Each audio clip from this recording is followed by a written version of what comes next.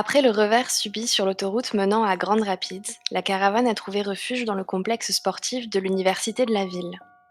Les morts et disparus se sont accumulés ces derniers jours. Johan, Patrick et maintenant Niles, l'ancien chef abattu par Charlotte alors qu'il luttait avec De Marcus.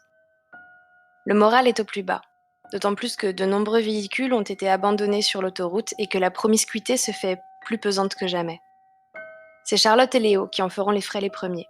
Logés dans le camping-car de Patrick avec les animaux survivants, ils en sont chassés manu militari par les Fils du Vent. Selon eux, les véhicules du cirque devraient revenir en priorité à ses membres. Aux grandes dames de Charlotte et Léo, qui sont forcés de partir, le sergent Green appuie les motards. De l'avis de tous, il est nécessaire d'organiser des élections pour qu'une personne puisse prendre des décisions rapides et éviter le genre de confusion qui leur a coûté cher sur l'autoroute. Il est décidé que celle-ci aurait lieu le soir même. 3 candidats se déclarent rapidement et tentent de convaincre les membres de la caravane. Irma, la diseuse de bonne aventure, le révérend Ward et Tim, l'éleveur de chevaux soutenu par le sergent Green. Tim et Green parviennent à convaincre King Shepard de lâcher Irma pour aider à faire élire Tim, candidat qui rassemblerait idéalement les différentes communautés de la caravane et qui représente le passé glorieux du cirque.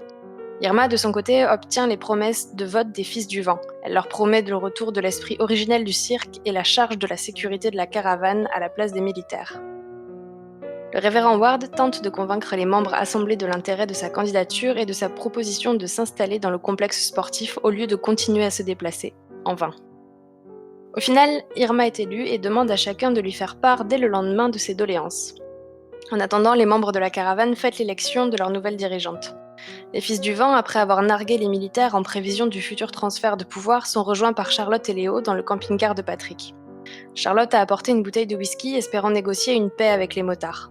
Les 3 compagnons sont sous et la blessure d'Arnold est visiblement en train de s'infecter. La situation menace de mal tourner pour Charlotte qui parvient à s'éclipser juste à temps avec Léo. Ils retrouvent Irma, avinée et en larmes, qui leur confie qu'elle a menti à tout le monde et qu'il n'y a pas de base militaire secrète. En réalité, elle révèle qu'elle veut rallier Toronto car elle y retrouvera peut-être Elizabeth, un ancien amour. Alors que tout le monde dort et qu'Irma est reconduite par De Marcus à sa caravane, elle tombe sur le révérend Ward, au visage fermé. Les dents serrées, il lui annonce qu'elle n'est pas la bonne personne pour diriger cette caravane, avant de lever le bras et de faire feu. Donc il faut imaginer une vue aérienne du stade, comme si un drone l'a survolé.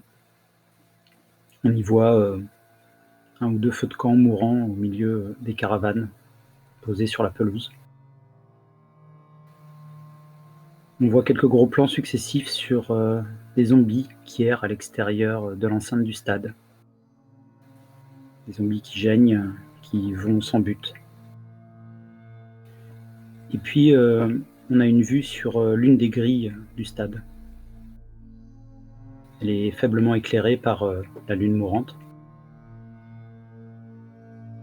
Et on voit une ombre s'approcher depuis l'intérieur du stade vers la grille. Difficile de distinguer cette silhouette au milieu de la nuit. Une femme, un homme, qui sait. La silhouette s'approche de la grille.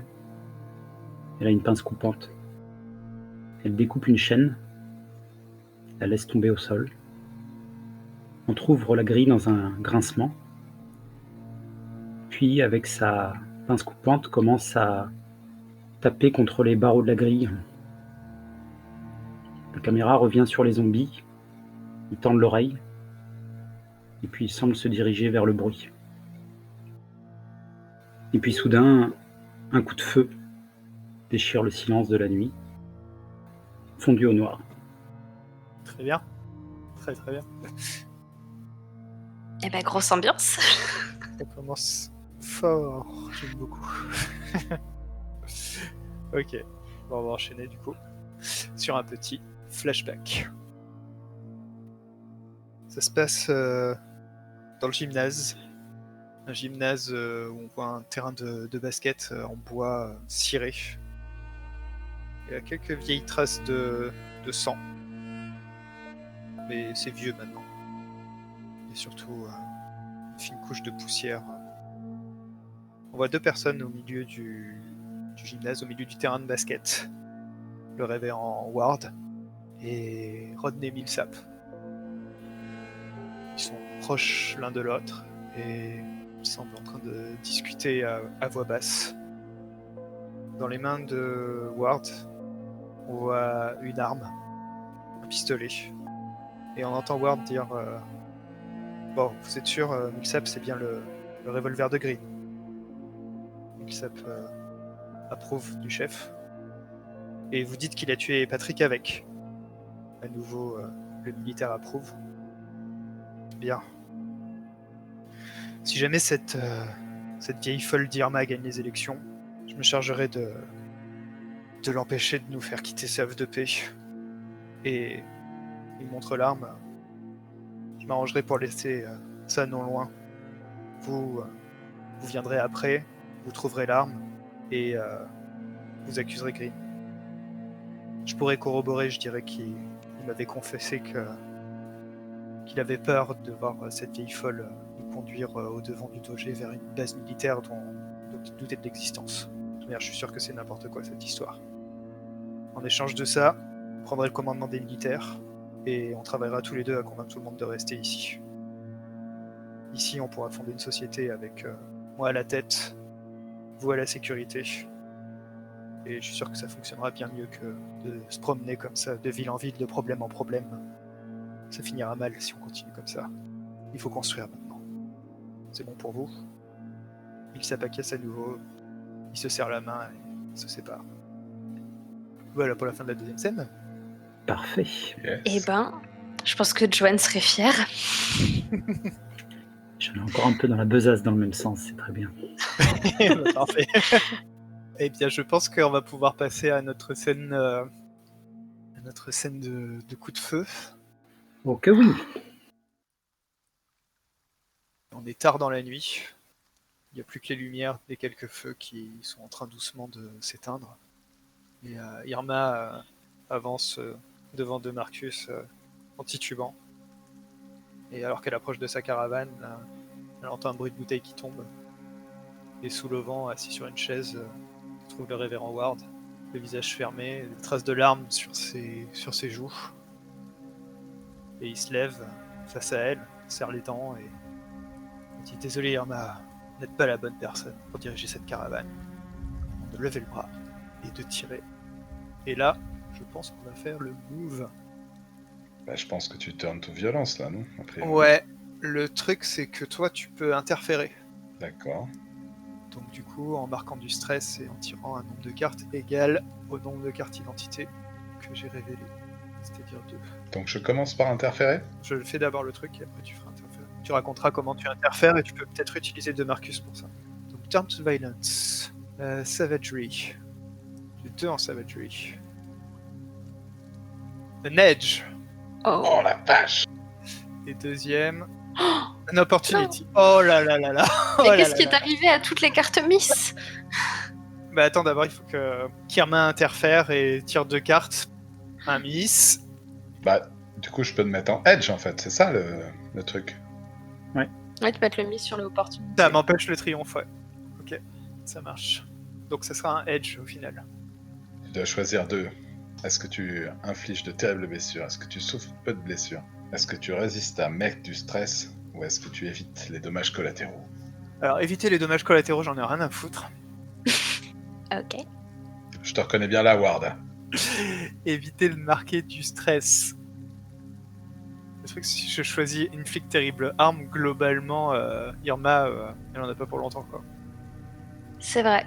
Mais en même temps, Irma sur son lit de mort pendant 1 ou 2 scènes, ça peut créer des trucs. Enfin, je sais pas, c'est pas moi qui serais sur un lit de mort, mais.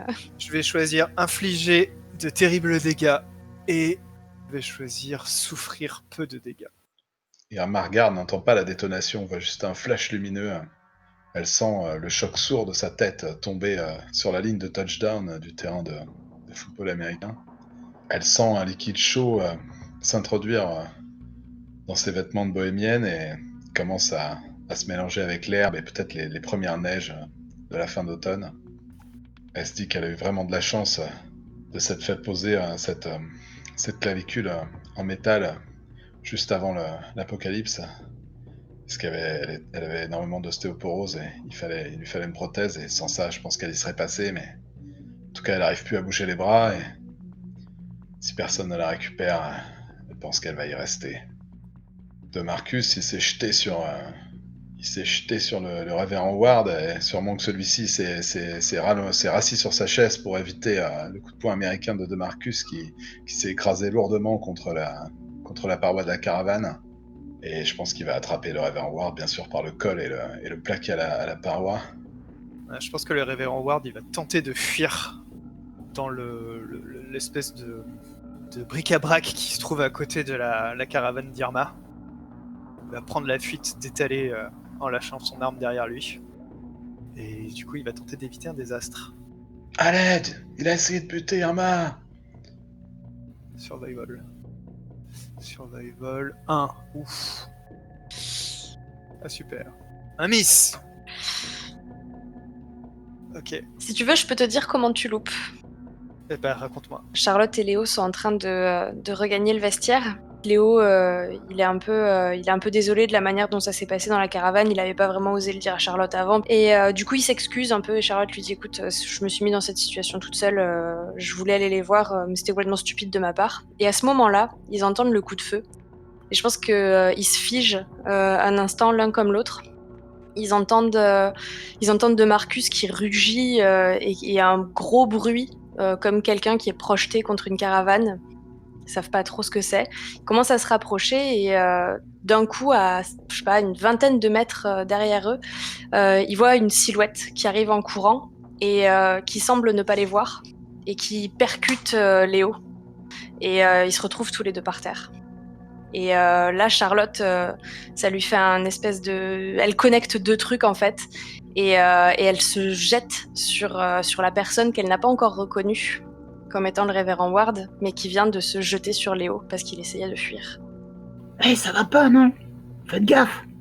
Charlotte, Léo, aidez-moi, De Marcus, il est devenu fou. Ils ont bu de l'alcool, je sais pas. Ouais, chopez-le, il a tiré sur Irma. Quoi? C'est pas vrai. Qu'est-ce que tu racontes de Marcus? C'est pas possible. Quoi. Il a flingué Irma, je te dis. Elle est par terre, là-bas. Il me menaçait. Le laissez pas m'attraper. Je tiens toujours Ward. Qu'est-ce que c'est que cette histoire? Qu'est-ce que vous avez fait à Irma? Ils étaient complètement fous. De Marcus, il arrive et lui met un grand coup de poing dans le ventre. Calmez-vous! Je tombe à genoux, en fait. Les genoux et les poings dans l'herbe. Je crache une gerbe de sang. Ah, ces enfoirés! Je sais pas, ils ont trop bu. Ils sont devenus violents. Ça a dérapé, j'ai eu peur. De Marcus, explique-moi ce qui se passe. Où est Irma? Je te dis que ce fumier a tiré sur Irma, elle est là-bas en train de se vider de son sang, putain. Mais il faut faire quelque chose, faut pas la laisser... Il faut pas la laisser, mais faut pas le laisser lui non plus. Oui, allez chercher de l'aide, restez pas là. Allez chercher de l'aide. Je vais chercher Green, il paraît qu'il était tout bib avant. C'est ça, vas-y, fais ça, va chercher Green. Il pourra peut-être servir à quelque chose pour une fois. Demarcus, il faut que tu m'expliques ce qui s'est passé en détail. Je comprends pas. Il est armé? Et là, je désigne Il y a Ward. rien à comprendre, on rentrait chez nous et il a tiré sur Irma, c'est tout, qu'est-ce que tu veux? Je vais pas te faire un dissert, putain. Viens voir si tu veux. Mais où est l'arme? Demarcus, où est l'arme? Je sais rien, ce connard a dû l'acheter, j'en sais rien, mais tu verras le trou de la balle si tu veux. Je vais essayer de fouiller le révérend Ward pour voir s'il a toujours le pistolet sur lui. J'essaye de le maintenir au sol, en fait. Ah, Pendant ce temps-là, Léo court comme un dératé jusqu'à la tente des mais militaires. Charlotte, l'écoute pas. Charlotte, l'écoute pas. Il raconte n'importe quoi. Tout le monde a bu ce soir. Ward, si tu l'ouvres encore ta grande gueule, je te promets que je te crève ici. Mais voilà, tu l'entends?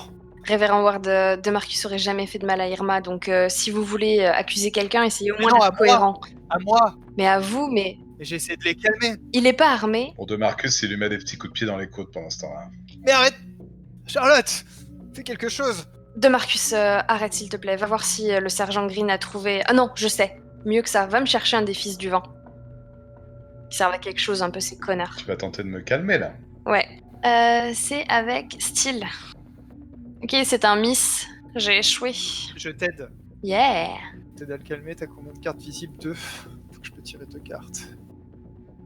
Alors, la première, ce sera un miss, comme d'hab. Oh, Deuxième, c'est un triomphe, évidemment.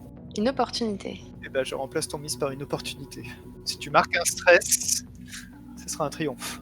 Ouais, je marque un stress. Je dis à De Marcus de faire vite. Les Fils du Vent, ils laisseront pas passer un truc par rapport à Irma. C'est peut-être le seul truc sur lequel on peut compter sur eux, en fait. Et je rajoute à cette bande de connards. Parce que vraiment, je les aime pas. Mais qu'il faut aller les chercher rapidement et que eux, ils sauront tirer la situation au clair. Tu le laisses pas se barrer, hein. J'y vais. Non, t'inquiète, il ira nulle part. Et je fais une grosse clé de bras à Ward. Alors que De Marcus court vers la caravane des Fils du Vent, il est saisi par des cris qui s'échappent de leur caravane en feu. Oh merde. Oh yeah. Un gros plan sur la porte montre que quelqu'un a placé un cadenas sur ce qui servait à clore la caravane depuis que la serrure était cassée. Les Fils du Vent commencent à frapper sur la porte, sur les fenêtres, qui restent apparemment bloquées. Oh mais c'est horrible. Au fond, on entend une plainte de juron en texan. Irma a abandonné tout accent bohémien pour retrouver son accent natal et elle jure comme ça avec tout le répertoire des gros mots texans. Et je pense juste que Millsap, comme c'était prévu dans le plan, il est passé récupérer le pistolet, quoi. Oui, il aura sûrement abandonné son bidon d'essence quelques minutes avant. Ouais. Ok. Green, du coup ? Ouais, je pense qu'il y a peut-être une sorte de concomitance entre l'arrivée de Green que Léo est allé chercher dans sa tente et puis peut-être Charlotte et le père Ward qui sont plus près et qui doivent effectivement, comme le dit Lisa, réagir assez vite. Ok. Mais on peut faire d'abord l'arrivée de Léo. Ok. Donc on voit effectivement Léo arriver en courant, il manque de se prendre les pieds dans un piquet de la tente et de s'affaler en travers. Il se rattrape juste à temps et il secoue la tente dans tous les sens. Green, levez-vous, Green!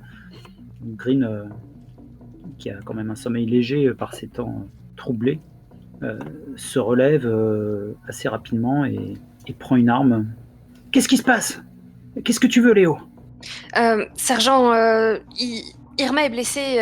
On a besoin de vous là. Ça craint. Il y a quelqu'un qui a attaqué Irma. On ne sait pas encore si c'est Ward. Mais en tout cas, De Marcus a dit qu'elle était blessée, qu'elle avait pris une balle et que vous êtes médecin. Ah, j'arrive. Je te suis, Léo. Elle est où? Oui, elle doit être près de sa caravane. Allez, dépêchez-vous là. Qu'est-ce que vous faites?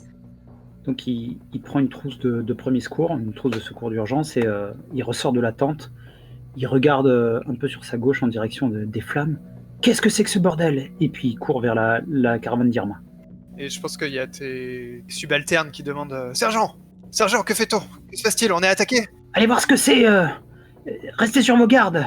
Ils prennent des armes, premier réflexe, et ils courent vers la caravane en flammes. Et on entend une énorme déflagration de la bouteille de gaz de la caravane des Fils du Vent qui s'envole vers le ciel dans une grande gerbe de flammes. Mais je pense que ça fait exploser la caravane, non? Non, ça a vraiment perforé le plafond. Oh, si elle s'envole par le ciel, non? J'espère que les chats dormaient dehors. Je peux aller voir Irma et régler une partie de cette situation d'abord. Ouais, ça marche. Ok, donc je cours jusqu'à Irma. Dans quel état est-elle, Irma? Elle s'est traînée, elle est restée à cet endroit? Fucking cleric. What, son of a bitch! Qu'est-ce qui se passe, Irma? Que vous est-il arrivé? Qui a fait ça? C'est ce Ward, ce fils de Satan qui m'a tiré dessus. Green, Ça n'a pas de sens, Irma. Calmez-vous. Je vais voir ce que vous avez. On verra ça plus tard. Donc tu as dit que la balle était arrivée dans quelle partie de ton corps? pris la balle à travers l'épaule, mais Qu'est-ce qui te fait penser, Green, toi qui es médecin, que c'est grave, très grave? Eh bien, déjà le délire. Ensuite, il y a du sang partout, elle saigne abondamment. Et la plaie semble assez près des poumons du cœur. C'est vraiment une zone critique. Si vraiment ça a touché que l'épaule, on aura de la chance. Parce qu'il y a des artères qui passent dans le coin. Enfin voilà, il me faut beaucoup de lumière et il va falloir de l'aide à Green. Léo, va me chercher de l'eau claire, de l'eau bien propre et fais chauffer un peu d'eau aussi. Il faut l'allonger, Attends, regarde. Il allonge une sorte de couverture qui était là sur la chaise d'Irma, dans laquelle devait se trouver Ward quelques minutes auparavant. Et il allonge aussi délicatement qu'il le peut Irma. Va me chercher aussi un peu d'alcool si tu en trouves. Il commence à déchirer ses vêtements. Ouais, tu lui dis tout ça, là, il est en panique. La première chose qu'il se dit, c'est putain, il faut que j'aille trouver Joyce. Elle sait où sont rangés tous ces trucs. Elle va nous aider. Et donc, il fonce pour aller chercher Joyce. Je pense qu'il a pas besoin de foncer beaucoup en fait, puisque Joyce elle était dans la caravane. Je pense qu'il les voit en fait, il voit Joyce qui tient la porte du camping-car d'Irma à moitié ouverte. Il voit ses yeux qui brillent et il sait bien qu'elle elle fait en sorte de faire barrage aux deux petites qui sont à l'intérieur pour qu'elle voit pas ce qui se trame à l'extérieur, quoi. Il il lui lance un regard un peu éploré pour qu'elle l'aide. Et du coup, ensemble, ils trouvent de l'eau. Ils trouvent un réchaud à gaz pour tout faire chauffer. Qu'est-ce que t'as demandé d'autre ? De l'alcool. Ah oui, de l'alcool. De l'alcool. On n'a plus la caravane de Niles. Ah putain, et puis il y en avait peut-être dans la caravane des autres là. Est-ce qu'il reste de ce qu'on buvait tout à l'heure ? Ça va à toute vitesse en fait dans la tête de Léo et il retourne auprès du feu pour voir s'il trouve pas un reste d'une bouteille de whisky ou quelque chose qui pourrait servir. Irma, elle pose sa main pleine de sang chaud sur la nuque de Green. Elle le regarde dans les yeux, il peut sentir son haleine qui doit puer le vieux schnapps qu'elle s'est enfilé toute la soirée. Et elle lui dit, Green, laissez pas ce Ward foutre en l'air tout le cirque, bordel. Ça va aller, Irma, restez avec moi. J'ai confiance en vous. Gardez les yeux ouverts. J'ai les yeux ouverts. Même quand je mourrai, j'aurai les yeux ouverts, Green. Vous allez pas foutre le camp comme ça. Vous devez m'emmener à Toronto, vous le savez. Alors, tenez bon. Et moi, je fais mon boulot. Mais pas avec ce Ward. On verra ça plus tard, Irma, écoutez. Calmez-vous. Respirez lentement. Bon, on peut faire un petit cut sur l'autre scène en attendant. Ouais. Carrément. Là, ça flambe, quoi. Les flammes sont en train de lécher la camionnette des pauvres frères du vent qui doivent hurler. Non, c'est le camping-car de Patrick. Ouais, c'est le camping-car de Patrick. Bon, il y a quand même les frères du vent à l'intérieur, les fils du vent à l'intérieur, mais je sais pas si on les entend encore hurler en fait là. Depuis l'explosion de la bouteille, j'ai pas l'impression, non. Ouais. Donc j'imagine que Ward arrive derrière Charlotte. Il boite un peu, il se tient le ventre. Clairement, il souffre du coup qu'il a pris, des coups qu'il a pris de DeMarcus. Il a un regard à moitié fou, à moitié consterné devant le spectacle de ce camping-car qui est maintenant un véritable brasier avec des flammes qui montent vers les cieux et qui les éclairent et qui dégagent une très grande chaleur. Mais qu'est-ce qui s'est passé ici ? À tous les coups, ces pauvres débiles ont bu jusqu'à plus soif et ont foutu le feu à la caravane. Mais Charlotte, regardez, il pointe la porte du camping-car et on distingue sur la porte qui est en flammes une chaîne et un cadenas qui sont un gros cadenas. C'était un gros cadenas, c'est ça ? Oui, un gros cadenas. Ouais. Un gros cadenas qui est accroché à la porte qui se distingue bien sombre devant les flammes et la peinture blanche du camping-car. C'est pas un accident. Je pense que Charlotte, elle a un regard vers les deux militaires qui viennent d'arriver sur la scène et qui essayent, je sais pas, en jetant un pauvre seau d'eau, de calmer les flammes et de demander aux gens autour de se pousser parce que c'est dangereux, gna gna gna. Charlotte, elle a un espèce de regard vers eux et elle se tourne vers Ward. Ouais, il y a peut-être quelqu'un qui leur en voulait plus que moi ici. À ce moment-là, on voit Tybic qui se tient debout. Elle a la moitié du corps dans l'ombre et l'autre moitié éclairée par les flammes. Elle regarde au sol et elle tend le bras et son petit singe descend le long de son bras, va au sol. Il ramasse quelque chose. Il regrimpe le long de sa jambe, hop, il se hisse sur ses épaules, il lui donne. Et là, il tend le bras et on y voit une chaîne avec une plaque d'identification militaire au bout. Elle le tend vers Charlotte. Elle le tend vers le groupe, oui, vers vous. Je tends la main vers elle pour l'attraper. Et je regarde le nom qui est écrit sur la plaque. Michael J. Green. Putain, mais quel bâtard. Attends, comment est-ce qu'il aurait pu faire ça ? Ward profite de la découverte de Tibik qui attire le regard de Charlotte et que les militaires soient occupés à tenter vainement d'éteindre l'incendie pour filer discrètement dans la nuit. Il se rend en direction de la berline de Jean et croise celui-ci qui est en train d'arriver paniqué en voyant le brasier face à lui. Qu'est-ce qui se passe, révérend? Qu'est-ce qui se passe? Ils sont devenus fous là-bas. Il va falloir qu'on s'en aille. Jean, je peux compter sur vous? Bien sûr, révérend, mais ils vous veulent du mal? C'est par rapport au fait que vous ayez voulu prendre la tête de la caravane, c'est ça? Non, ça n'a rien à voir. Ces personnes du cirque, ils ne connaissent aucune limite. Ils ont bu plus que de raison. Ils sont devenus violents et ça a dégénéré. Résultat des courses, un incendie, des personnes qui ont été sur lesquelles on a tiré. Il faut pas qu'on traîne dans le coin. Jean commence un peu à trembler. Si vous avez une once d'instinct de survie en vous, vous avez les clés de votre voiture? Bien sûr. Je vous conduis, révérend. Il fouille nerveusement dans ses poches. Il y a un move là, non? Ouais, je Ouais. demande de l'aide. Ouais. En soul, du coup, pour s'il met ou pas. Alors, le premier est un Edge. Le deuxième est un Miss. Et le troisième est un Miss. Donc, c'est un Edge. Edge sur demande de l'aide, du coup. Ils veulent quelque chose. Et ils le feront si je retourne la faveur. Jean qui veut se montrer indispensable. Qu'est-ce qu'il pourrait vouloir? Peut-être emmener quelqu'un Ah, avec eux. Ah ouais. Est-ce qu'il n'est pas tombé amoureux d'une des filles du cirque, Jean? Tibik, elle logeait dans sa voiture avec Ward, non? Oui. Je me demande si Jean, il en pince pas un peu pour Tibik, tu vois, genre... Ouais, si, effectivement, ils logeaient ensemble, ouais. je pense que Jean il aime bien Tibik parce qu'elle parle pas. Et C'est que ça. lui il a tendance à beaucoup parler parce que quand il est stressé. Et du coup elle l'écoute. Ouais, puis non, ils s'étaient bien trouvés tous les trois, donc effectivement, Ou ça alors serait elle cohérent. s'ennuie Ouais. poliment, tu vois. Écoutez, révérend, tenez, prenez les clés, démarrez le moteur, je vais chercher Tibi, on ne peut pas partir sans elle, on ne peut pas la laisser aux mains de ces sauvages. Ah vous avez raison, mais vous conduisez mieux que moi. Moi j'ai jamais su... Je suis pas doué avec ce genre de truc. On va faire demi-tour, on va y aller avec la voiture, la récupérer et continuer. Vous croyez?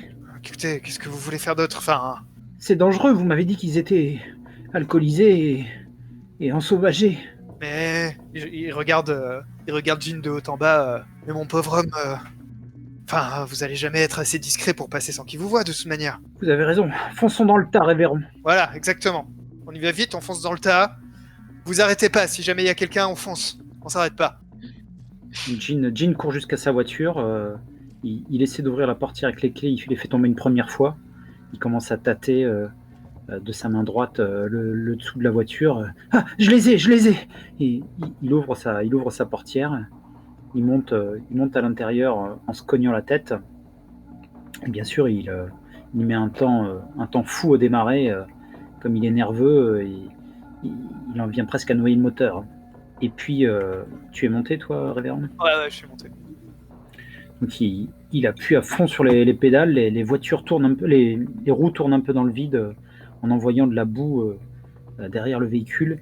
Et puis d'un coup, le véhicule démarre un peu en glissant et il commence à traverser le camp en renversant sur son passage du mobilier, des tables de jardin restées là, tables de camping. Et il fonce vers la caravane en feu. Ok. J'ai envie de demander qui est-ce qu'on croise du coup sur la route?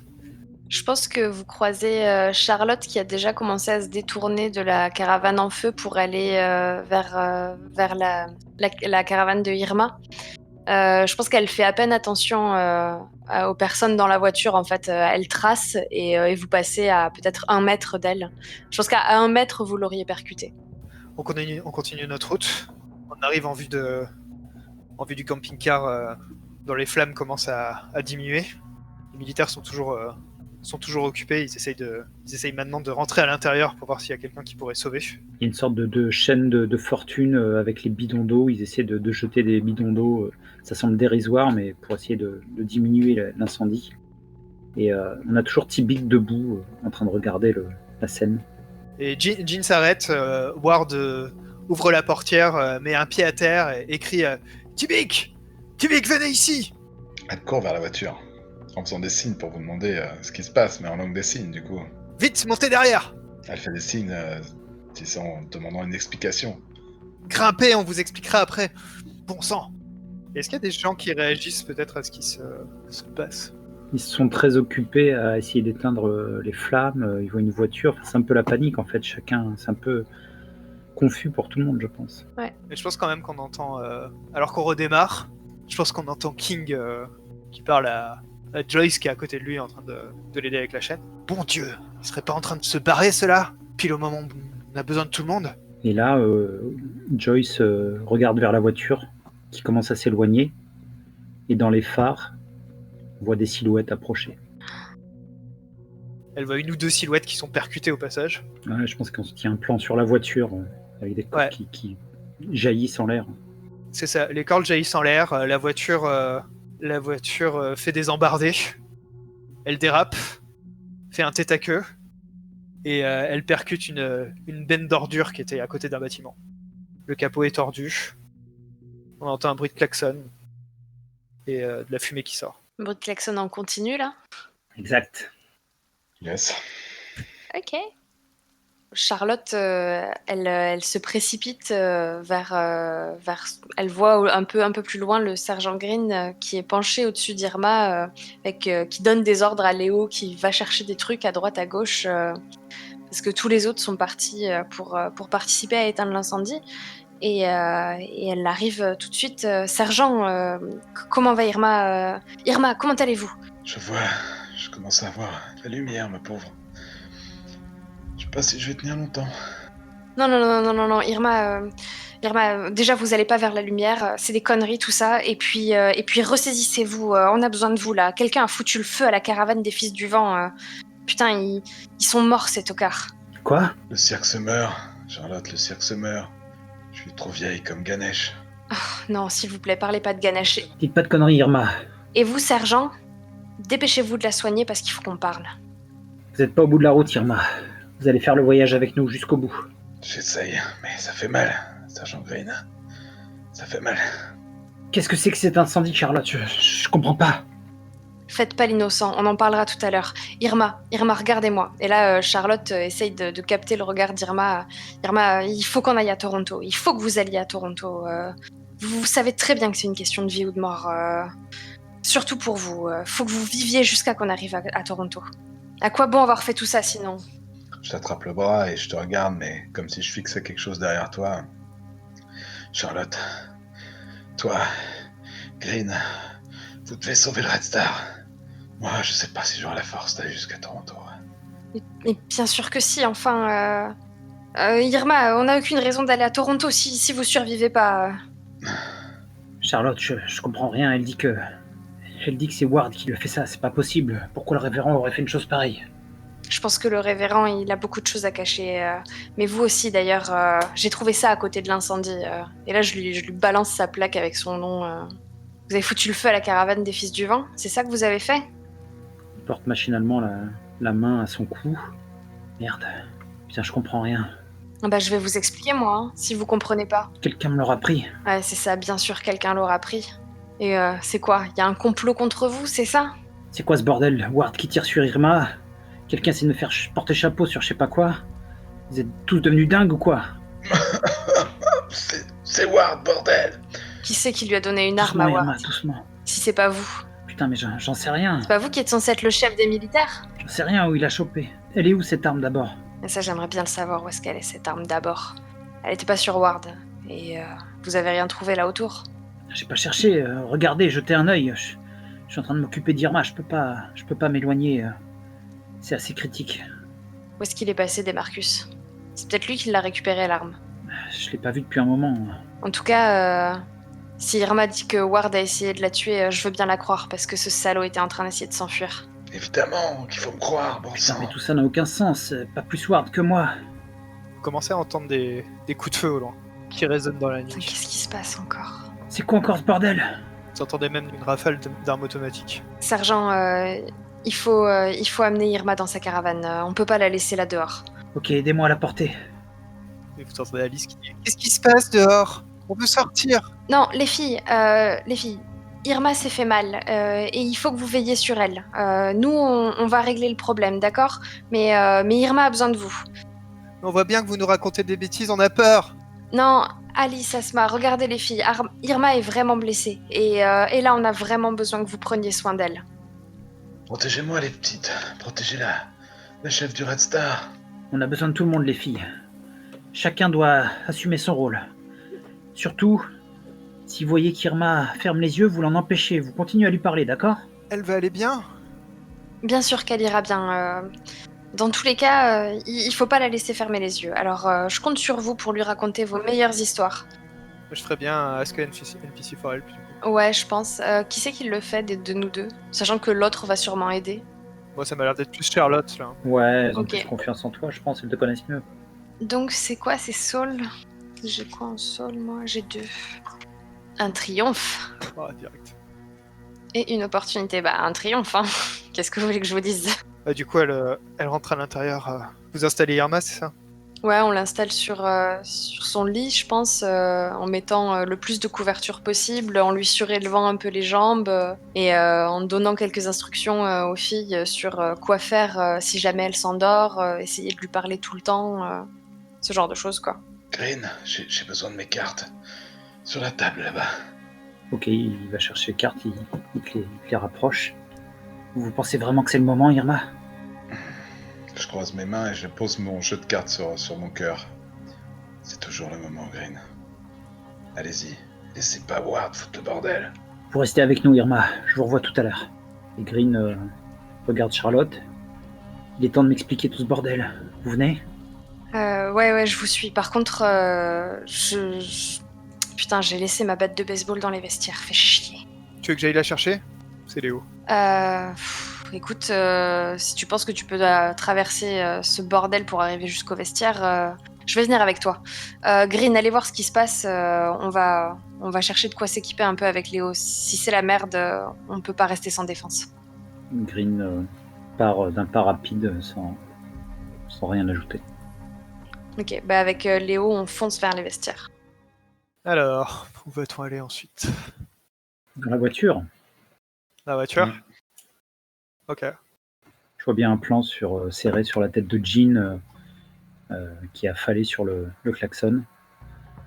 La caméra se déplace vers l'arrière de la voiture avec Tibik qui reprend ses esprits. Elle a une plaie au front, le sang recouvre son visage et on a son petit capucin qui essaie de la tirer par le col ou par la manche comme s'il voulait la sortir de la voiture, mais bien sûr il ne fait que mimer, il n'a pas suffisamment de force.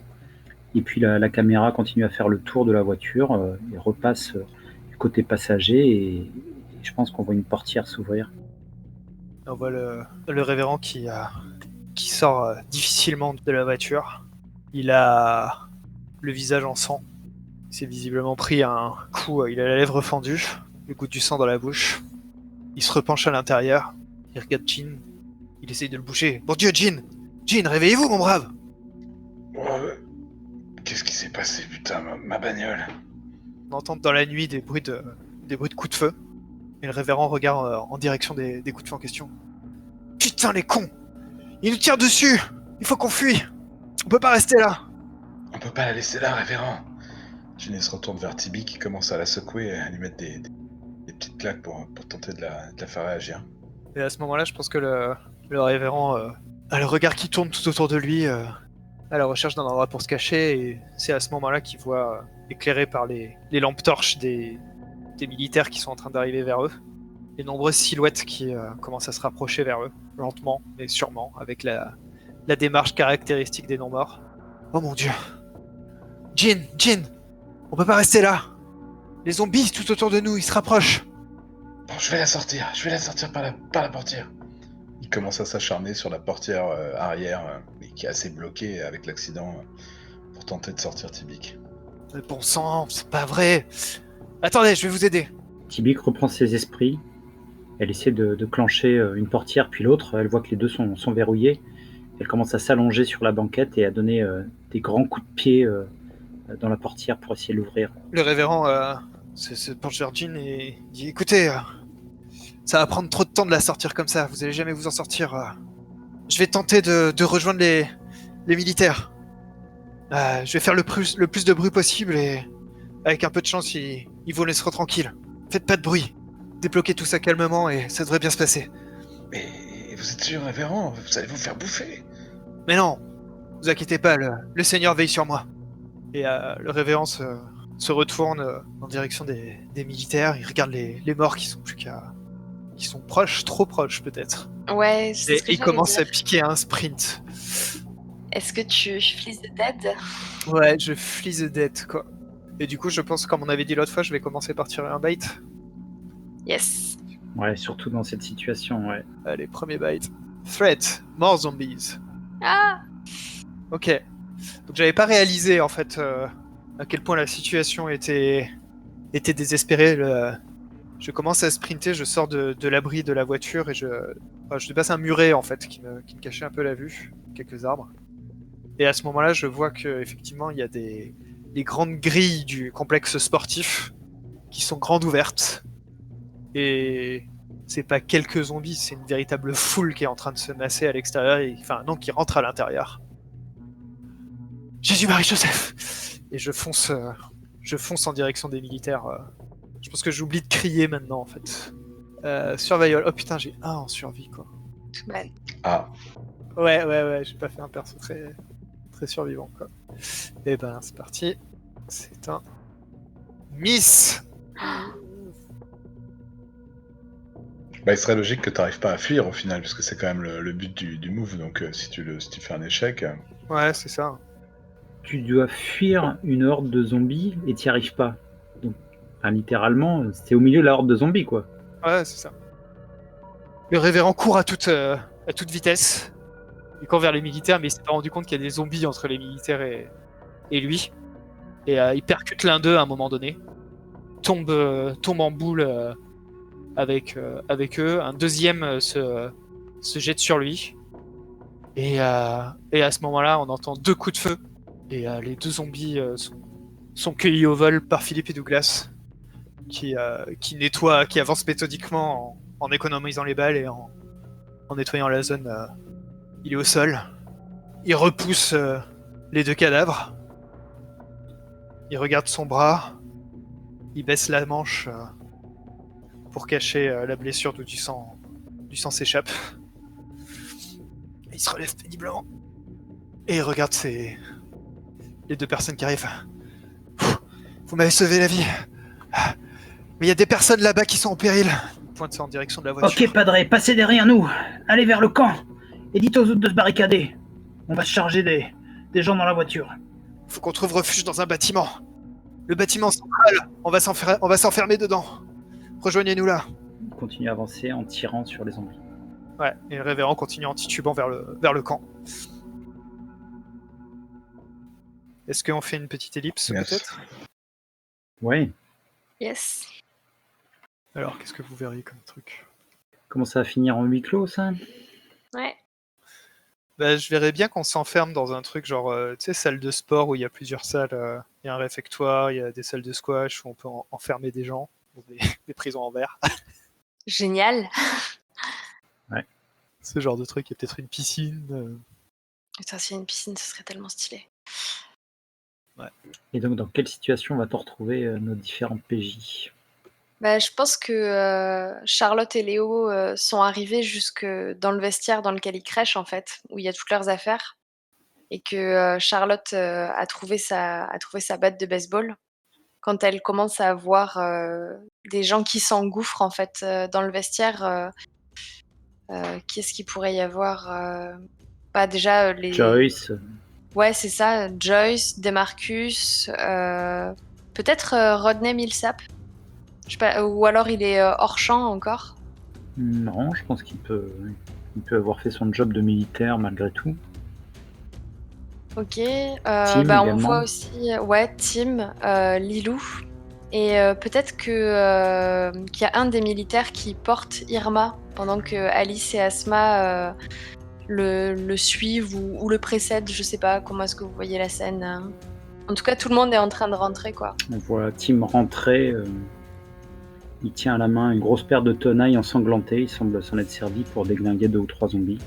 Ouais, vous tombez sur Charlotte qui est complètement incrédule et qui vous demande ce qui se passe en fait. Les zombies ont réussi à rentrer. Il faut abandonner le camp, on est obligé de se réfugier ici. Mais attendez, on va se réfugier ici, mais qu'est-ce qu'on fait après? Il sera le temps de voir, il faut rassembler nos esprits. Ok, en tout cas, entrez, il y a énormément de place ici. Il y a des cours de tennis, des salles de squash, et il y a même, je crois qu'il y a même une piscine au fond. C'est grand palace. T'entends la voix du révérend derrière toi. Charlotte, tu as fait le tour du bâtiment, tu sais où sont toutes les issues pour les verrouiller?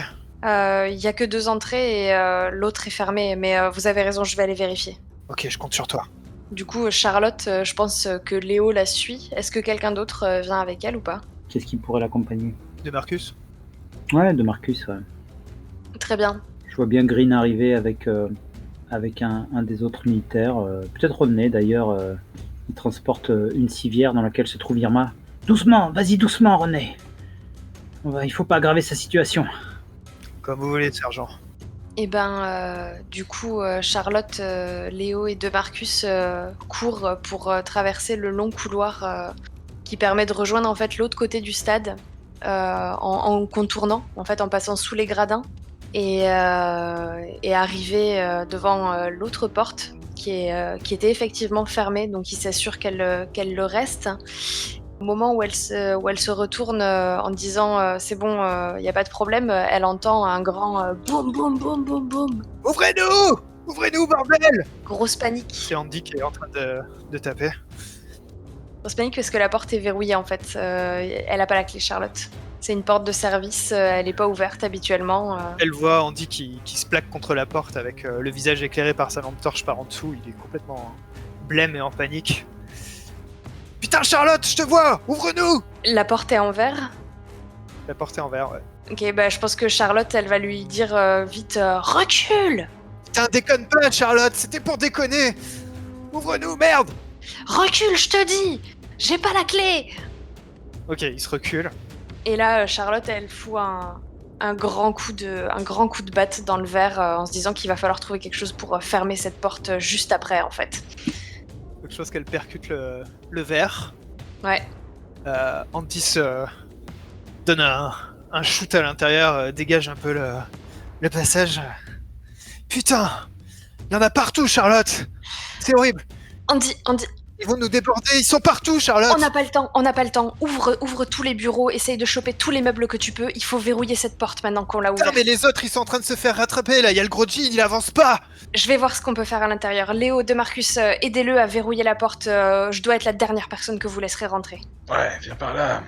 Et du coup, je pense que Charlotte, qui est aveuglée par son courage, je sais pas pourquoi, je sais pas ce qui la motive à sauver des militaires comme ça, elle sort et elle commence à donner des coups de batte de baseball dans la gueule de tous les zombies qu'elle a autour, quoi. Il y a un singe à sauver.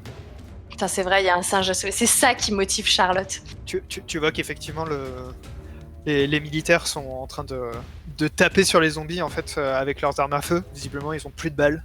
Donc ils en sont réduits à donner des coups de crosse sur les zombies qui se ramènent. Ils sont tous les deux de chaque côté de Jean et de Tibik. Jean, visiblement, s'est fait mal. Il boite. Il a du mal à avancer. Et il avance pas plus vite que des zombies, en fait. Oh putain. Et du coup, il va falloir que tu leur prêtes main forte, parce que très clairement, s'étend une foule de zombies, en fait. Et, dès qu'il y en a un qui tombe, il y en a un autre qui prend le relais, quoi. Ça va être Fight the Dead à mon avis, hein. Un bite déjà pour commencer, quoi. Ouais, on commence par un bite. Trop bien, bonne ambiance. More zombies. Ok. Bon, l'avantage c'est que c'est avec Savagery et j'ai 3 en Savagery. Attends, il faut juste réfléchir aux morts zombies, du coup. Si ça vous va, je le garde en réserve. Ok. Ouais. Allez, un miss. T'as combien, toi, de... J'en ai 3. Un miss. Putain, ça pue. Un edge. On va faire avec ce qu'on a, hein. Tu arrives à réduire leur nombre et tu choisis Ouais. un. Et sur un edge, le GM choisit un aussi. Voyons, qu'est-ce que je pourrais faire? Non, mais je pense qu'en fait, à force de me débattre, je vais permettre aux autres de se dégager un chemin, mais je vais être entourée par les zombies, quoi. Ok. Du coup, il faut que tu tires du bait deck. Ouais. Allez, mort zombies, je suis vraiment dans la merde. Allez, bah, on va mettre du stress. Hein. Ouh, ça pue. Mais alors, c'est quoi l'endroit où tu t'es fait acculer? Bah, je pense que je suis au milieu, pas au milieu du stade, tu vois, mais genre je suis à une vingtaine de mètres de l'entrée dont j'ai fracassé la porte. J'ai réussi à faire en sorte que les militaires puissent continuer à avancer, disons, de manière un peu plus tranquille, parce que maintenant, en fait, l'attention des zombies est dirigée sur moi et je suis un peu entourée. Donc, je pense que si personne vient me sauver rapidement, je vais me faire bouffer. Est-ce que t'es pas en hauteur? Ouais, j'ai peut-être réussi à monter sur un perchoir d'arbitre ou un truc comme ça. Ouais. Ouais, y a moyen. Et du coup, ils t'attendent, quoi. Ouais, où ils commencent à se monter un peu les uns sur les autres, et à chaque fois qu'il y en a un qui arrive à mon niveau, je lui fous un coup de batte, mais je pense que je commence à être fatiguée et pas bien, quoi. Ok. Ouais, carrément. Je pense qu'il y a Léo qui se ramène auprès de Green. Sergent Green, Sergent Green! Qu'est-ce que tu veux, Léo, encore? Ça va donc jamais finir, c'est quoi? Il y a Charlotte qui est partie secourir Andy et Jean et vos amis. Et l'entrée elle est grande ouverte. Il y a des zombies partout qui rentrent à l'intérieur. Il faut faire quelque chose. Révérend, Tim, Rodney, venez avec moi tous les trois. Ouais, on arrive, sergent. Et du coup vous avancez dans les couloirs du bâtiment jusqu'au moment où dans un coin t'arrives en vue d'un coin et là t'as Andy qui vient percuter le coin en courant suivi par De Marcus. Green! Sergent! Vous êtes là! Il y en a de partout, on sait pas quoi faire! Phil, rejoins les autres derrière, on va essayer de monter un barrage. Prenez des tables, des armoires. Et où sont les autres? Et Charlotte? Elle est là-bas dehors, regardez! Rodney et Andy, essayez de les retenir et de faire un barrage. Padré, je propose qu'on aille essayer de sauver la petite. Mais vous êtes complètement fou! Qu'est-ce qu'elle allait foutre dehors d'abord, celle-là? Ça vous rappelle rien, la brebis égarée? On n'a aucune chance de s'en sortir là, sergent. Je sais bien que vous avez envie de faire le bien, quitte à vous sacrifier, mais... Ok, faites barrage avec Andy. Rodney, viens avec moi. Oh, ça va falloir que tu le convainques. Ah non, ça, je pense que... Alors là, carrément, quoi. Mais je pense qu'il y a Léo qui dit putain, mais elle est sortie pour sauver vos collègues. Ah putain, on laisse personne derrière, c'est ça. Et il commence à s'énerver, mais tu sais qu'il est tout. C'est une chips, Léo, donc il s'énerve, mais il panique, tu vois, plus qu'autre chose, quoi. J'espère qu'il va pas hyperventiler. Il va Bah, nous limite, en faire fait. un point mort de plus, quoi.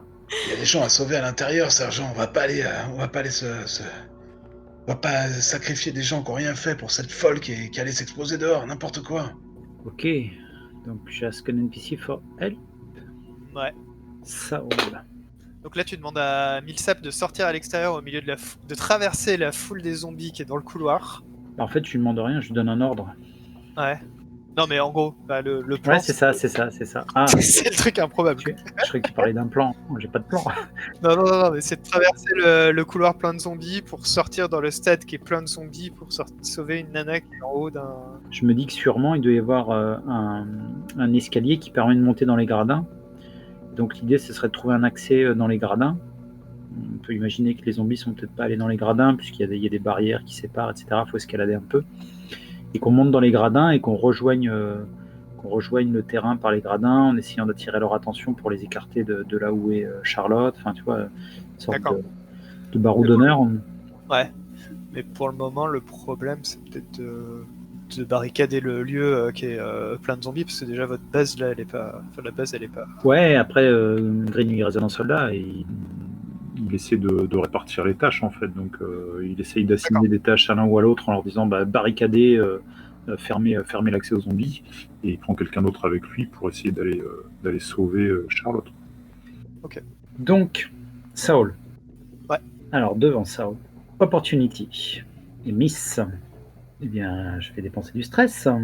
Qu'est-ce qui te stresse du coup? Je pense que c'est peut-être la réaction de Rodney. En fait, dans un premier temps, je vois bien qu'il a peur et qu'il a aucune envie d'aller sauver la fille. Et puis il a un moment d'hésitation. Il semble, je je sais pas, il y a quelque chose qui lui traverse l'esprit, là, comme une lueur, et il dit: «OK, sergent, je vous suis». Et j'ai un frisson qui me parcourt l'échine, je saurais pas trop dire pourquoi. Et je me rends compte que, bah, peut-être que mes alliés sont pas ceux auxquels je pense. Enfin voilà, j'ai un doute que j'ai du mal à expliquer, mais j'ai une sorte de rollback où je revois les accusations portées contre Rodney, le fait que je le défende parce qu'on n'était pas nombreux et qu'il fallait rassembler toutes les forces vives. Et puis d'un coup, je me dis, et si j'avais eu tort, hein. Ok, parfait. Donc vous deux, vous partez en mission de sauvetage. Et je pense que pendant ce temps, le révérend, Andy, etc. vont essayer de barricader le lieu. Et puis il y a aussi les 2 militaires qui ont réussi à rentrer, je pense, maintenant. Ouais. Avec Jean et tout ça, donc je pense qu'ils peuvent aider, quoi. Et que fait Irma pendant ce temps-là? Est-ce qu'elle est consciente? Est-ce qu'elle donne des instructions? Je pense qu'Irma, elle va aider parce qu'elle va, quand elle voit que c'est vraiment la merde, on l'a mis sur un espèce de brancard à roulettes et elle va demander aux filles d'être ses jambes et de la traîner pour qu'elle donne des instructions aux différents membres pour barricader le lieu. Essayer de remplacer cette porte béante par des tables et demander aussi aux petites filles de balancer leurs couteaux sur les zombies qui commencent à attaquer Joyce et tout ça, les gens qui savent pas se défendre. Ils sont arrivés jusque-là, les zombies? Là, il y en a 2-3, ouais, j'imagine. Après, c'est pas la... Très bien. Enfin, je voyais ça, hein, vu que c'était la merde, mais... Peut-être qu'ils ont traversé des fenêtres ou ce genre de trucs, en fait, sans qu'on fasse gaffe et qu'ils sont passés par d'autres pièces, quoi. Si c'est un dédale, ouais.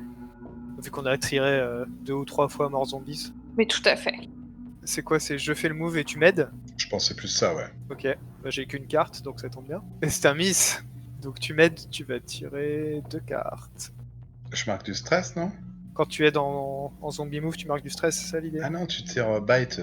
Ah non, tu tires bite, c'est ça. Vas-y, je tire un bite, c'est très bien, on est dans le révérend. Ouais, quelque chose tombe. Et du coup, en fait, ce qu'il y a, c'est que ça te donne une carte, simplement, je pense. Hein. Ok, quelque chose se casse. Et moi, je tire une carte. Ok, ça sera donc un miss pour la barricade. Oh, mais... Oh putain. Et quelque chose se casse. Et quelque chose se casse, ouais. Sachant que quand tu aides, tu tires pour le groupe, mais tu souffres seul.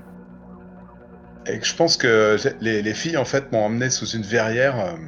Et en fait, il y avait pas mal de zombies qui s'étaient accumulés sur cette verrière et qui évidemment, elle lâche et des pluies de verre tombent sur Irma, les filles, le brancard. Le brancard tombe et Irma se retrouve sous un banc, peut-être avec les 2 petites filles et les zombies essayant de les choper pour les mordre. Ok. Du coup, je te propose d'essayer de fuir, sachant que techniquement, on n'a pas réussi à barricader le lieu, donc il va y avoir des zombies partout. Je flee the dead en rampant sous les bancs, en tirant les petites filles, je ne sais pas. On va voir. Hein. C'est très peu probable. Je vais draw survival. C'est un miss. T'as tiré du bite d'abord? Quelque chose se casse, mon cher.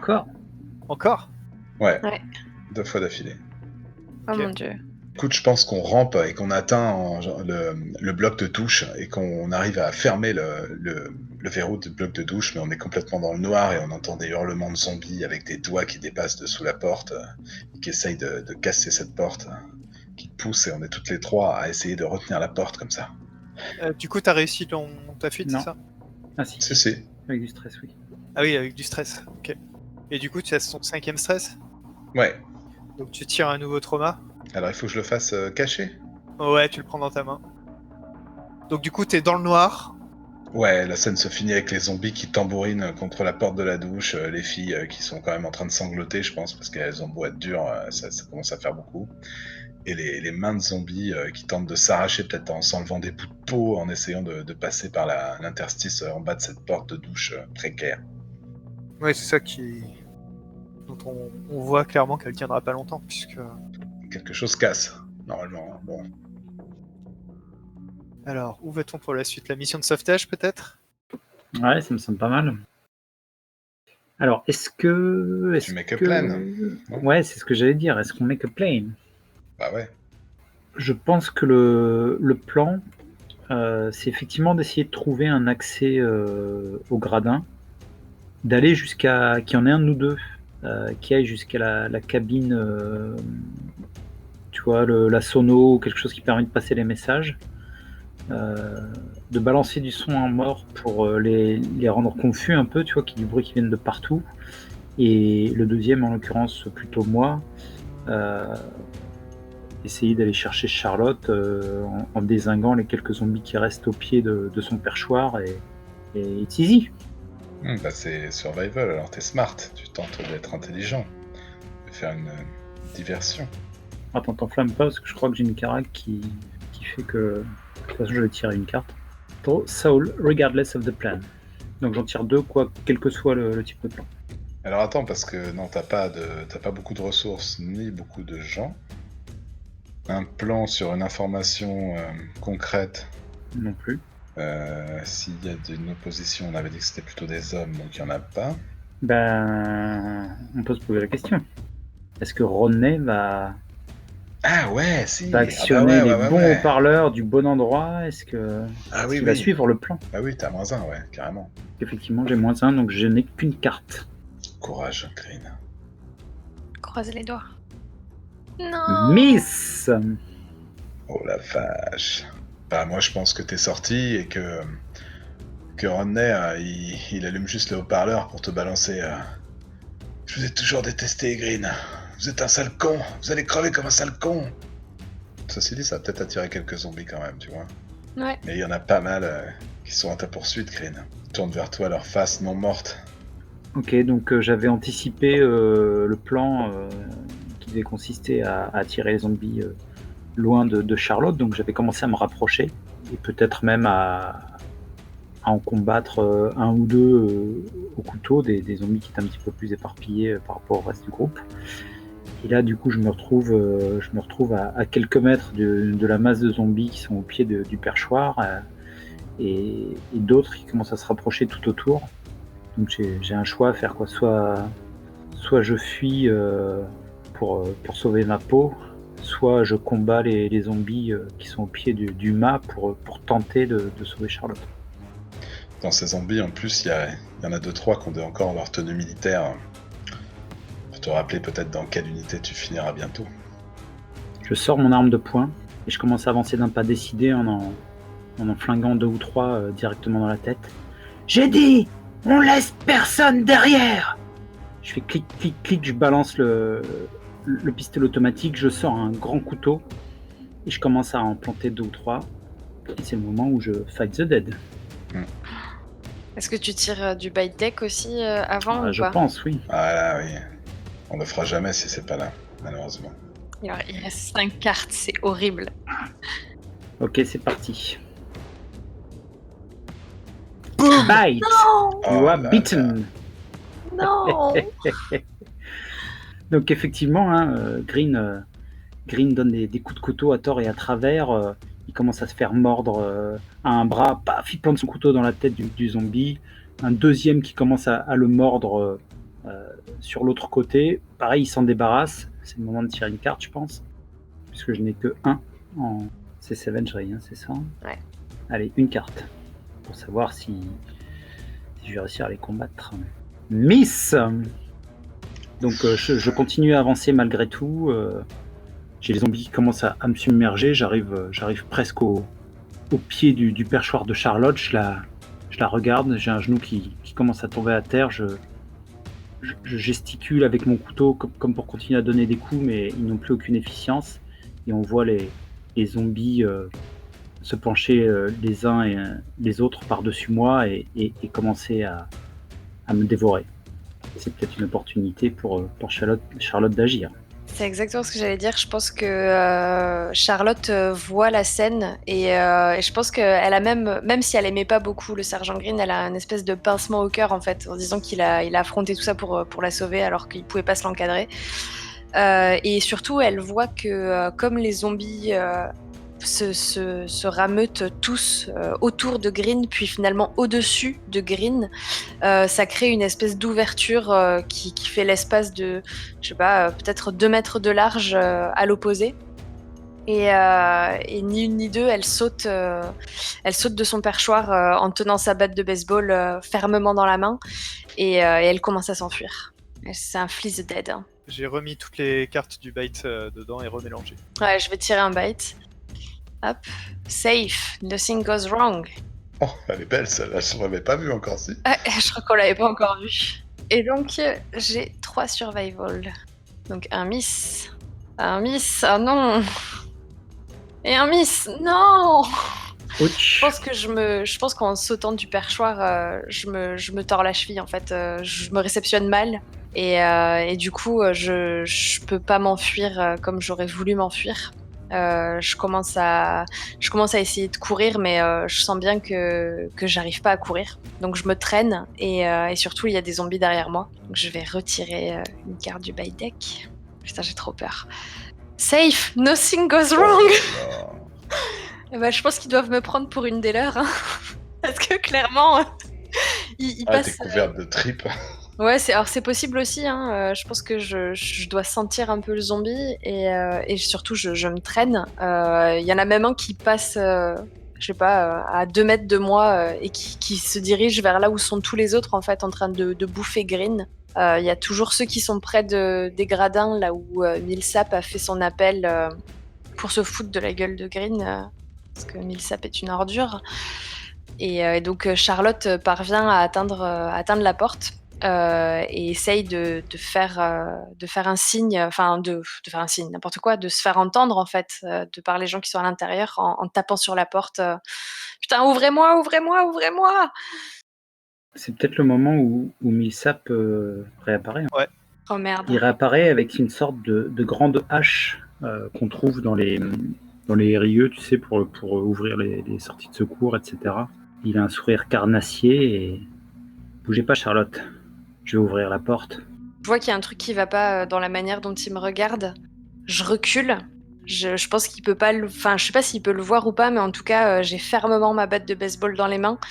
Et je suis prête à riposter si jamais il fait un truc con, quoi. Je suis échauffée.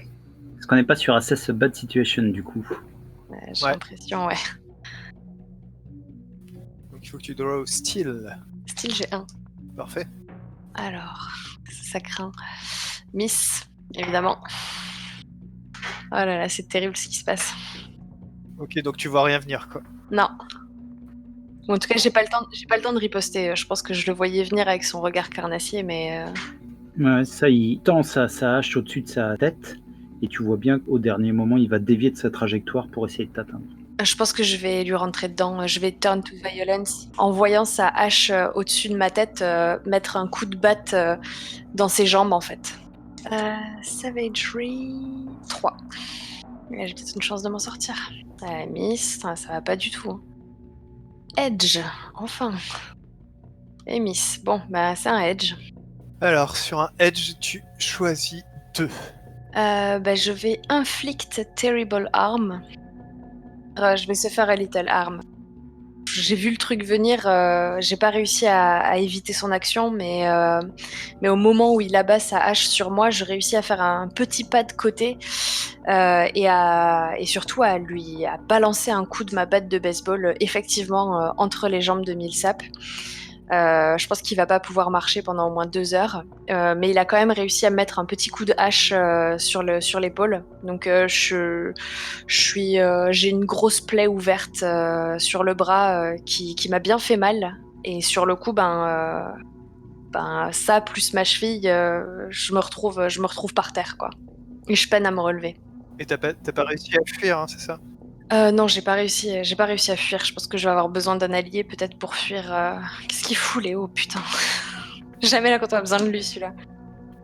Alors que Millsap se met à genoux, ramasse la hache qui est à côté de lui en haletant, les yeux braqués dans cette Charlotte qui fait dos au mur en fait à côté de la porte où elle essayait vainement d'attirer l'attention. Il se prépare à se relever. À ce moment-là, il y a la porte qui s'ouvre et il y a le révérend Ward qui sort. Pour s'en restez pas là. Ça va, Rodney? Oui, mais je crois que la petite a été mordue. Faites gaffe, Padré.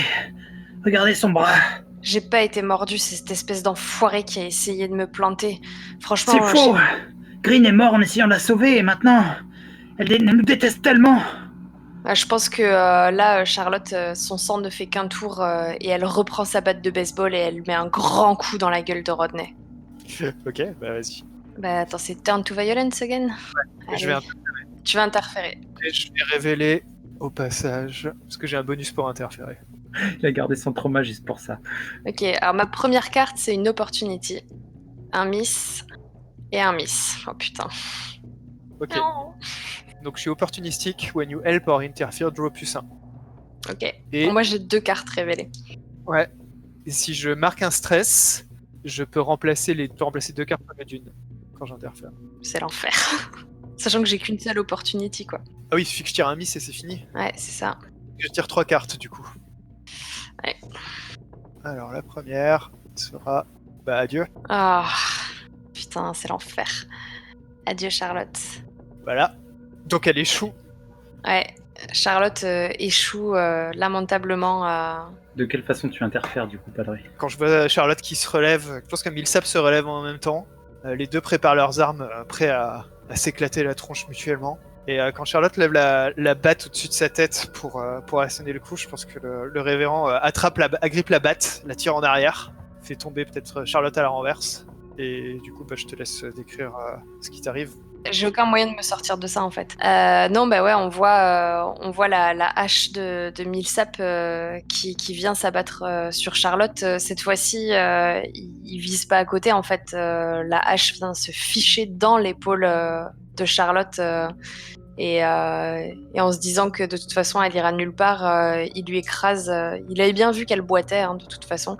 Il lui écrase la cheville et on entend un grand crac. Je pense qu'il lui a pété le pied. Et après, les deux retournent à l'intérieur. Ouais, c'est ça, et il la laisse là en fait. Je pense qu'avec la douleur, elle a dû perdre connaissance aussi, tu vois. Elle est pas morte, mais c'est pas loin. Comment ça se passe, Irma? Quand on revient sur Irma, la porte commence à se briser. Les lames de bois collé de la porte commencent à éclater, à se désolidariser, et on voit de plus en plus de mains de zombies. Et Irma dit aux filles, écoutez, quand ça va péter, on se recule. Moi, je vais essayer de les retenir le plus longtemps possible, et vous, quittez, courez le plus loin possible, essayez de vous mettre à l'abri des filles. Dans une douche. Sortez de là, démerdez-vous, je peux rien faire de plus pour vous. T'as dit que t'étais grande, maintenant tu te débrouilles. Il va falloir que tu t'en sortes dans ce chaos. Nous laisse pas, Irma, qu'est-ce qu'on va faire? Comment on peut sortir d'ici? Je te dis que je vais les attirer, et là il faudra se faufiler entre leurs jambes. Paf!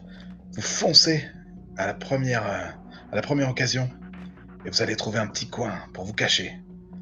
Jusqu'à temps que ça se calme, d'accord? Vous ne bougerez pas. Asma, qui s'était tue jusqu'ici, qui laissait Alice parler, elle tire sur la manche de sa sœur, et elle lui montre une sorte de grille d'aération en hauteur. Et si on partait par là? Irma, si elle regarde, elle voit qu'effectivement, il y a une grille qui mène on ne sait où, qui pourrait éventuellement laisser passer les petites, mais elle ne passera jamais. Et puis il va falloir les aider à monter en fait. C'est ça. Eh ben écoute, elle va commencer à prendre le pic qui tient son chignon, à l'enlever et à essayer de tirer sur cette grille d'aération pour l'enlever. Puis à faire la courte échelle aux petites l'une après l'autre. Mais va-t-elle avoir le temps? Ah, c'est ce que j'allais dire en fait. Je pense qu'il y en a peut-être une qui a le temps de passer. La porte cède. Et la question c'est est-ce que tu arrives à empêcher le désastre? Est-ce que tu sauves les deux ou pas? C'est ça. Eh bien, nous saurons ça après le jet. Survival. T'as combien en survival? 2. Opportunity. Oh, Edge, yes. tu prends un stress. Je prends un stress et je crève avec mon pic à cheveux, je pique les zombies comme ça, comme une démente, pendant que la petite Asma, debout sur mes épaules, tente de rejoindre sa sœur qui la tient par les mains. Et c'est ainsi que tu péris. Bah, je pense, non?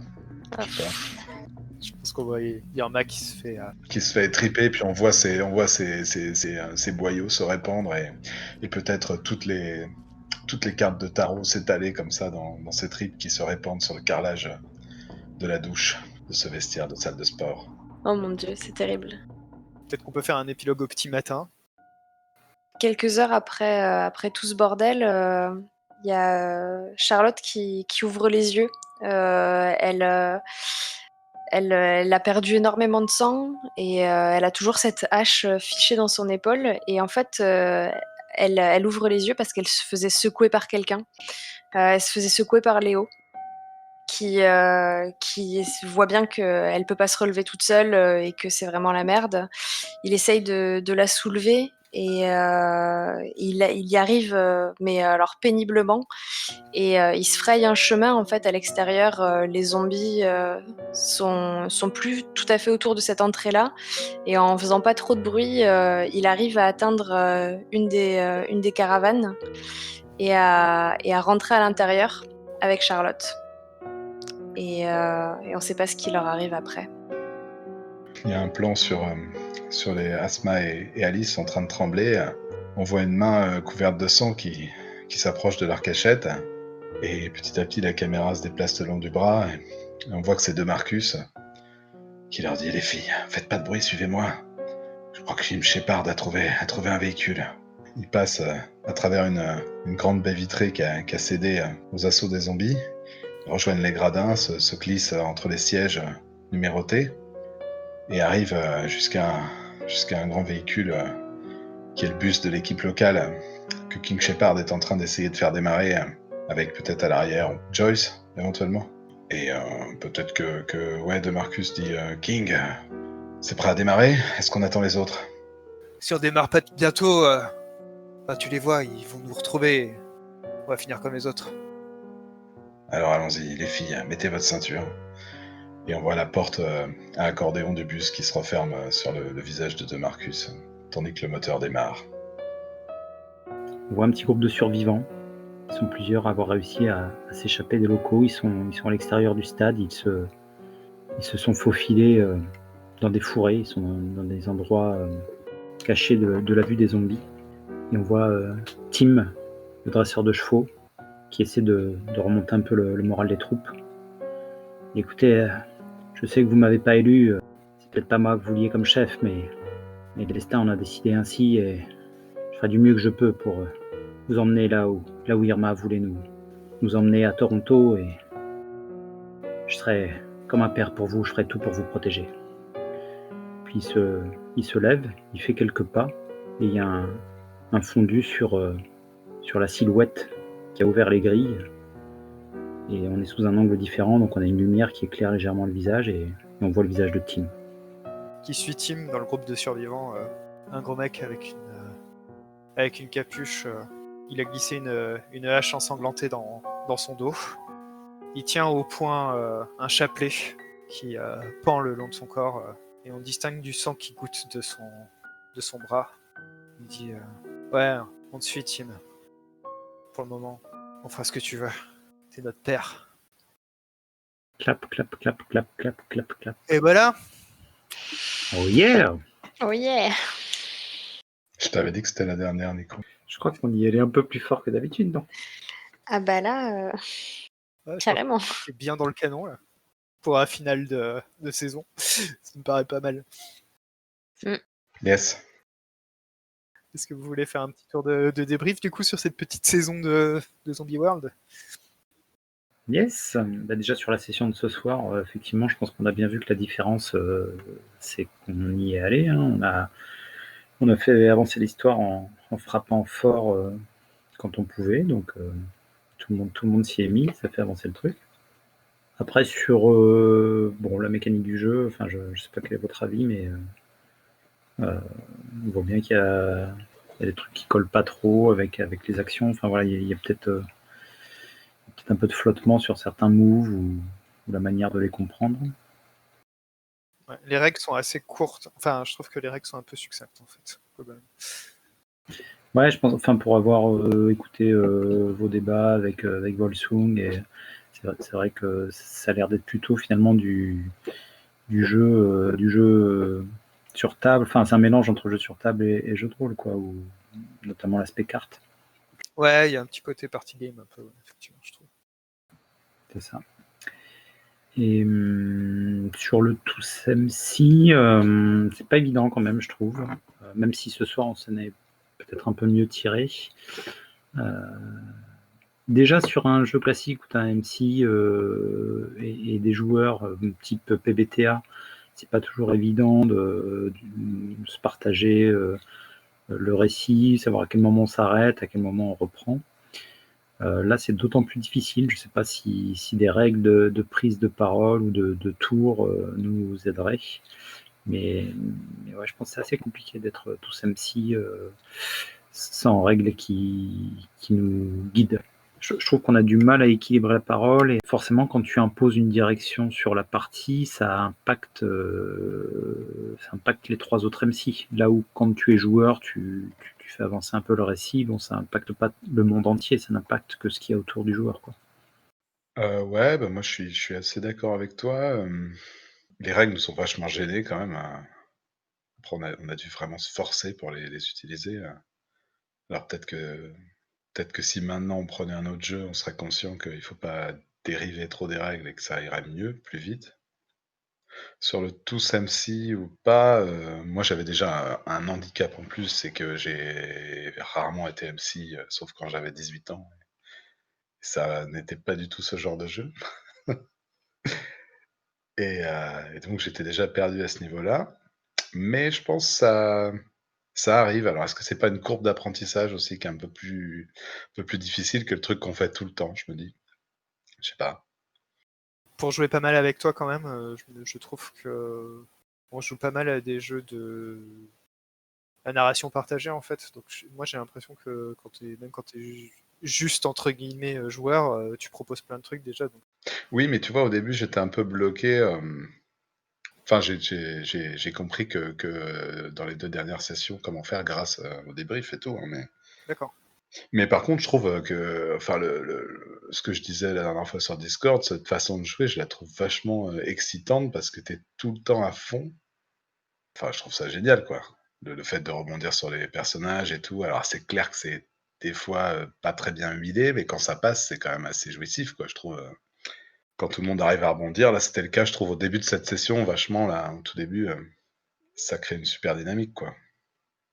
Là, je suis un peu incapable là de ne pas écouter ce qui se passe quoi. Si je décroche 3 secondes pour écrire un Ah non, mais SMS c'est à ma clair. copine, je sais plus où on en est. Je suis oh putain non, attends.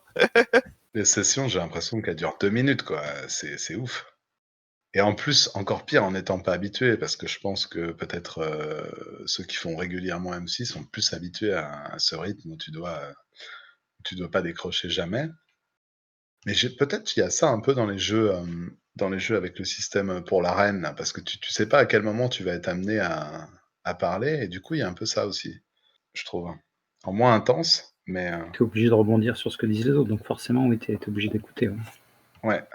Puis le fait de prendre des PNJ, ça c'est vraiment même sans être co-MC, alors je sais pas, évidemment sur un seul MC ça peut créer du bordel, mais c'est vraiment super quoi. Enfin, il y a 10 fois plus de vie je trouve, sur les PNJ quoi. Ah ouais, complètement. Déjà, tu peux faire des scènes avec plusieurs PNJ, alors que quand tu as un MC et un PJ, s'il y a plusieurs PNJ, ça devient vite n'importe quoi, tu peux pas. Au moment où tu dis ça, je me demande si on a vraiment besoin de PJ finalement. Ouais, mais je me suis demandé, hein, si on faisait des moves avec tout le monde, mais ça serait le bordel, je pense. Non, mais je veux dire, pourquoi un plutôt que les autres en fait? Pourquoi incarner un plutôt que les autres dans le système qu'on a testé? Ouais, ouais, ça il faudra essayer, hein, pour voir, hein. Je sais pas trop. Bah, en fait, c'est ce que j'ai prévu de faire avec Sauvage, de faire un truc où on joue tous les personnages en fait.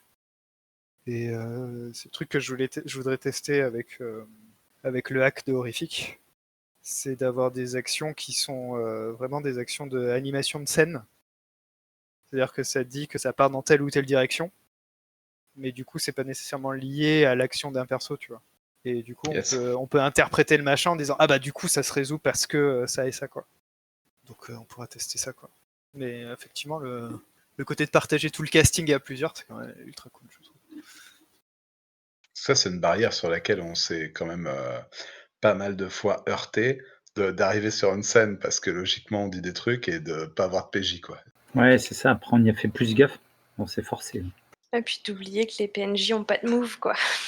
Ouais. Ils font tellement partie de l'histoire. C'est encore arrivé un peu là? Moi, enfin, là, je voulais faire un move à je sais plus qui, tu vois, qui est pas du tout un PJ, donc oui, complètement. Après, je trouve que cette session, on s'en est quand même vachement mieux sorti entre l'articulation du full MC et de faire des moves, tu vois? Enfin, on a même carrément été les chercher parfois, donc je trouve que c'était un peu une espèce de victoire contre ce truc qui nous a posé des difficultés à chaque fois, où il y avait que Nico qui se rappelait des moves, tu vois? Non, c'est pas vrai, Vincent, il avait tout appris par cœur aussi. Je crois que je connais moins les moves par cœur à la fin de nos sessions. Lisa? Je pense qu'en commençant la partie, on n'était pas parti pour terminer la saison. Mais finalement, je sais pas si, c'est l'enchaînement des moves du début qui nous a fait petit à petit, intégrer cette idée, puis l'accepter complètement. Mais je trouve que cette session a été hyper fluide dans le partage du co-emceeing. Mais aussi dans, genre la proposition de faire des moves en fait, et je pense que même ça s'est accéléré à partir du moment où, enfin en tout cas pour moi c'est comme ça que ça s'est passé. Ça s'est accéléré à partir du moment où j'ai accepté que c'était la dernière session et qu'il fallait que ce soit létal, quoi. Voilà, sinon j'ai bien aimé, hein, comme d'habitude, je pense que j'aime bien jouer avec vous, donc ça aide aussi, et puis voilà. Je trouve que c'est quand même enfin, je sais pas si on avait fait une 5e session, si ça aurait été, «mieux» entre guillemets, en termes de réussir à faire ce que tu voulais qu'on fasse en fait, partage de narration et interprétation plus libre de tous les, enfin, à la fois de notre rôle de PJ et de MJ. Mais je trouve que vraiment sur cette session, c'était plutôt fluide quoi, c'était bien. On s'est bien débrouillés. Bravo nous. Ouais, c'est clair. Bah pour ma part, je suis assez d'accord. Je suis très très content du côté jouer pour voir où ça nous mène. Parce que là, on a vraiment fait. Je sais pas, je pense que personne n'avait idée que ça serait nécessairement le dernier. Il y en a peut-être qui avaient fait déjà le pari que ça serait le cas. Mais on a tous amené des trucs. Mathieu, t'as amené des gros trucs bien lourds quand même, qui étaient vraiment cool. Après, je trouve qu'effectivement, c'est sans doute la session où on a le mieux collaboré. Là, le fait que tout le monde ait d'un côté fait les moves, peut avoir hésité à les faire, et de l'autre avoir tapé en étant MC, donc en faisant les moves de MC qui tapent plus aussi, ben du coup, voilà, ça fonctionne. Il n'y a pas de secret. Hein. Ouais. Je sais pas s'il y a d'autres choses que vous voulez dire, ou si on arrête là tout simplement. Non, moi ça va, je crois que j'ai assez parlé. On est bon. Ouais, moi pareil. Merci à tous de nous avoir suivis sur cette campagne de Zombie World. J'espère que ça vous a plu autant qu'à nous. Vous avez autant tremblé que nos personnages. Venez nous rejoindre sur le serveur Discord de la Fabrique Imaginaire pour créer et jouer avec nous. Je vous souhaite un joyeux Noël et de belles fêtes de fin d'année.